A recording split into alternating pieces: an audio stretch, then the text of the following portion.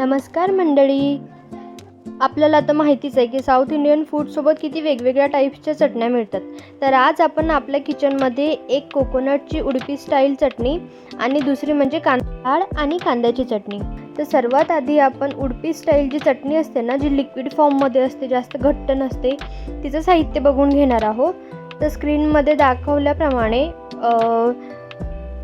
सर्व साहित्य घ्यायचं आहे. त्यानंतर मिक्सरच्या भांड्यामध्ये सगळ्यात आधी नारळाचा चव ज्याची पाट जी असते ती काढून टाकलेली आहे तो घ्यायचा आहे. त्यानंतर शेंगदाणे, असं एक एक करत सगळं साहित्य मिक्सरच्या पॉटमध्ये घालायचं आहे.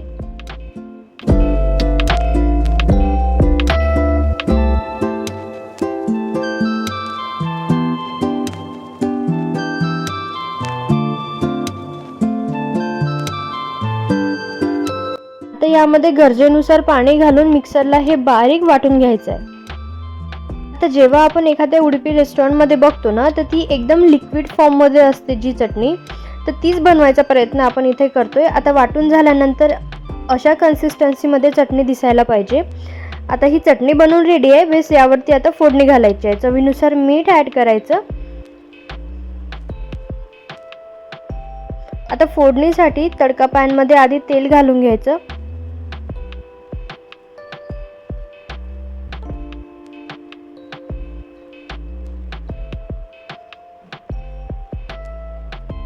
आता यामध्ये सगळ्यात आधी मोहरी नंतर यामध्ये आपण कढीपत्ता आणि थोडासा हिंग आणि जाड मिरची,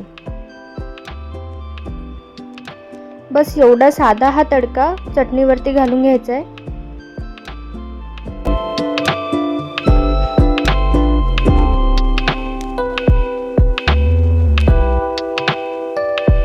खमंग फोडणी बसली पाहिजे असा गरम असतानाच हा तडका यावरती टाकून द्यायचा.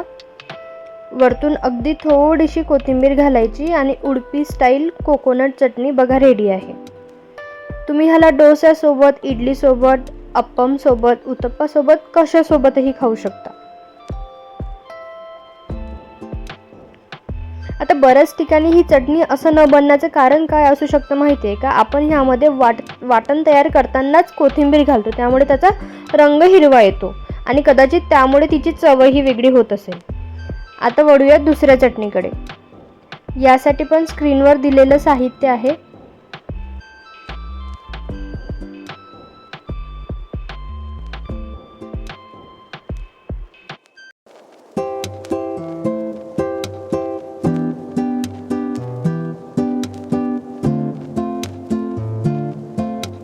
सर्वप्रथम पॅनमध्ये अगदी 1 ते 2 चमचे तेल घालायचं. त्यामध्ये चना डाळ घ्यायची, सोबतच थोडीशी उडीद डाळ घ्यायची आणि याला तेलामध्ये चांगलं परतवून घ्यायचं.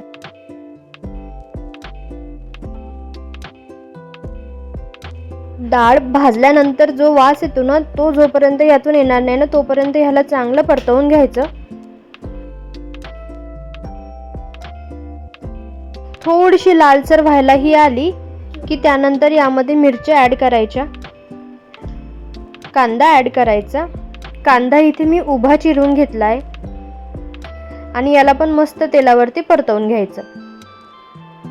जोपर्यंत कांदा गुलाबी भाजला जात नाही तोपर्यंत त्याला परतवून घ्यायचं.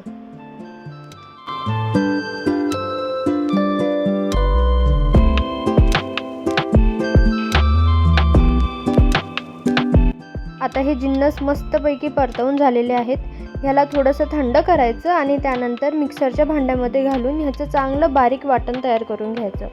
याच्या कन्सिस्टन्सीसाठी सुद्धा थोडं थोडं करून पाणी घालायचं, जेणेकरून आपल्याला लक्षात येईल की ती कन्सिस्टन्सी कशी हवी. तर त्यानुसार पाणी ॲड करायचं आणि मिक्सरला बारीक वाटण तयार करून घ्यायचं. यामध्ये आता आल्याचा तुकडा, त्यानंतर लसूण पाकळ्या,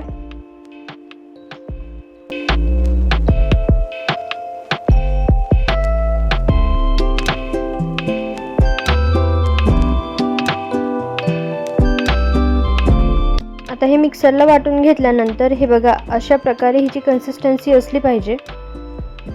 आता याला सुद्धा खमंग फोडणी द्यायची आहे. त्यासाठी फोडणीसाठी तेल गरम करायचं. त्यामध्ये तेच बेसिक फोडणीसाठी जे लागतं ते, जसं की मोहरी, कढीपत्ता, अगदी थोडीशी हळद घालायची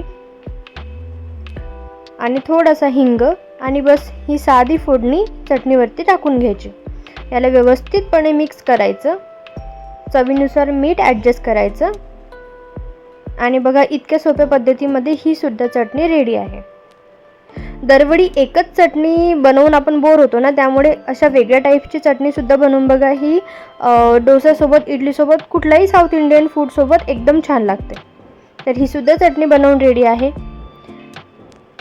रेसिपी कशी वाटली ते कमेंटमध्ये नक्की सांगा. भेटूया अशाच छानशा रेसिपीसोबत. तोपर्यंत चॅनलला सबस्क्राईब करा. स्वस्त रहा, मस्त रहा आणि महत्त्वाचं म्हणजे नवीन पदार्थ नक्की ट्राय करत राहा.